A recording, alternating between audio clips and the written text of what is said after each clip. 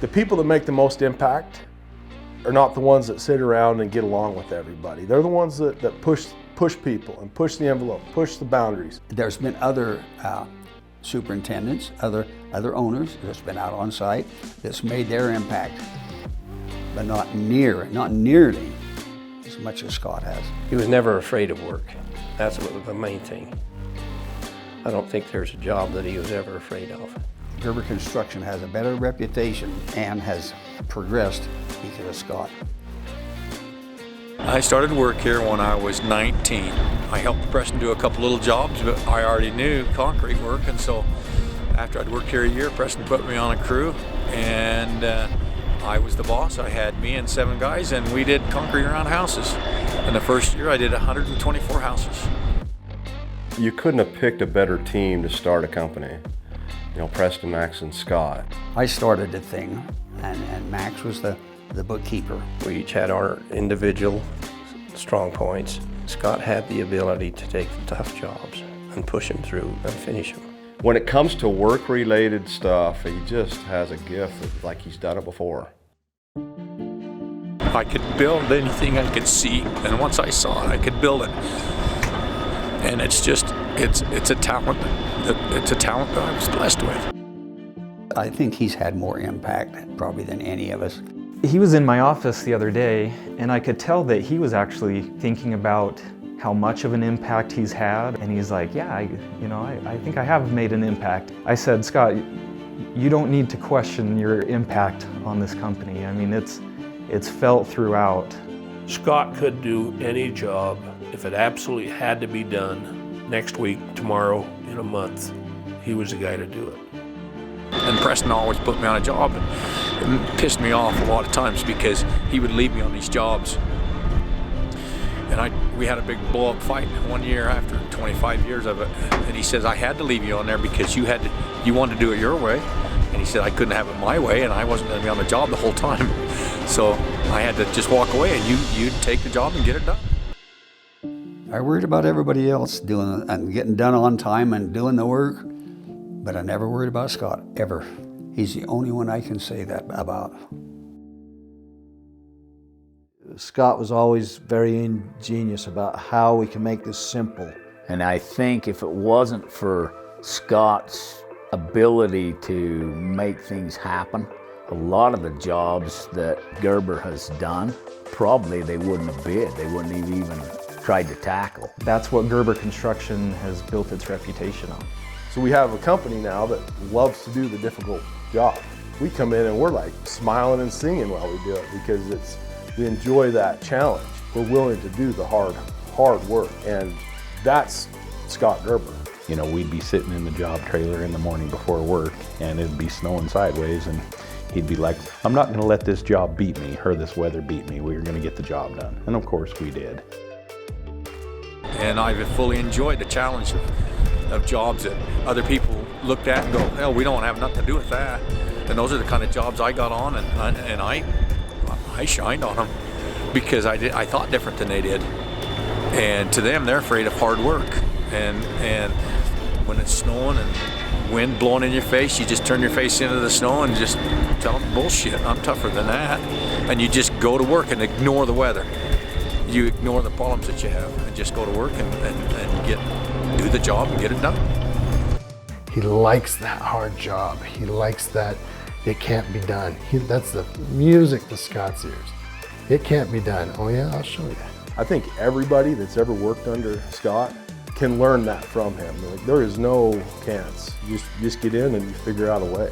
I think he was inspirational to people to make them realize, hey, I can do this, whatever it might be. I mean, that's a life's lesson when you're telling somebody that can't isn't a word. In our dad's mind, a man's measure was how much work he could do. I learned from my dad. We never said you can't do it. You never have a problem on a job. All you have is an opportunity to prove yourself. As a person himself, he got a lot of stuff to share and to teach. He really does a good job of teaching, especially if the guys want to learn. That's the biggest thing with Scott. If you show a willingness to learn, he'll reciprocate that. He would take the time to teach you how to do things right, or he'd like it done, and he did it that way. The best you could. What I noticed is he feeds you a lot of information. He's trying to help you learn stuff or pick up what's going on. He's not one that's going to give a handout, but he's definitely one that's going to get a hand up. It seems like Scott always had a guy that he had taken under his wing and was trying to make them better.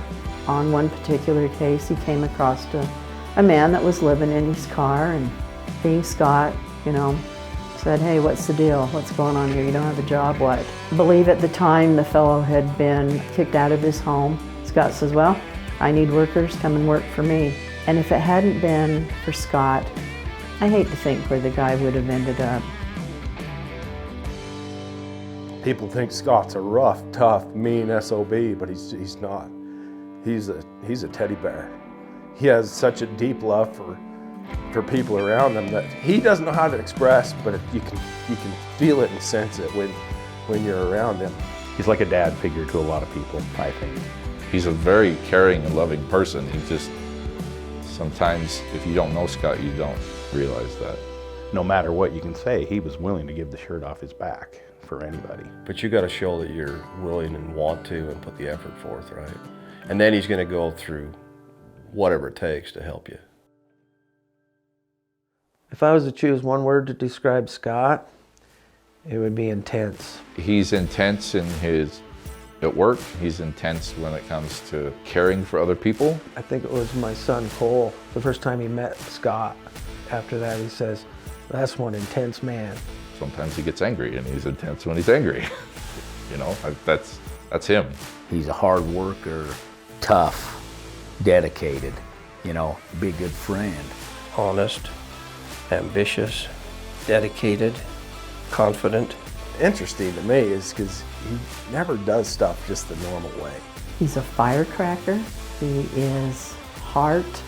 Maybe hero isn't the word, but it's the one that comes to my mind. In my opinion, Scott would be one of the foremost superintendents that you could find on a construction project. Being a founder and everything, I think he'll go down as the best.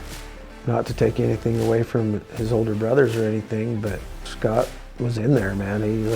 He's probably the best construction worker, pound for pound, that I've ever known. For that part, I'm really grateful that he bust his ass out there to make the company what it is right now. There's times where at work I'm forced to make a decision, and sometimes you hear that little voice in the back of your head that says, "What would Scott do?" I always ask myself, would Scott do that? I think that's just going to be his legacy. He always will be. There'll never be another Scott. I don't think Scott ever thought he'd retire. I thought my retirement would come before his. If anybody was not going to retire, it'd be Scott. And I'm sure he'll every once in a while at work, we'll ask him, "Hey, we want your advice on this or on that." And I think we'd be complete idiots to not go and ask Scott's advice on really tough projects. So, signing off. That's it for me. Okay? I hope some of the other guys have picked up on attitude and some ideas. But I guess they'll always call me. That's probably what's going on now. Yep. It's Montezuma. Wants to know how to put some pipe in.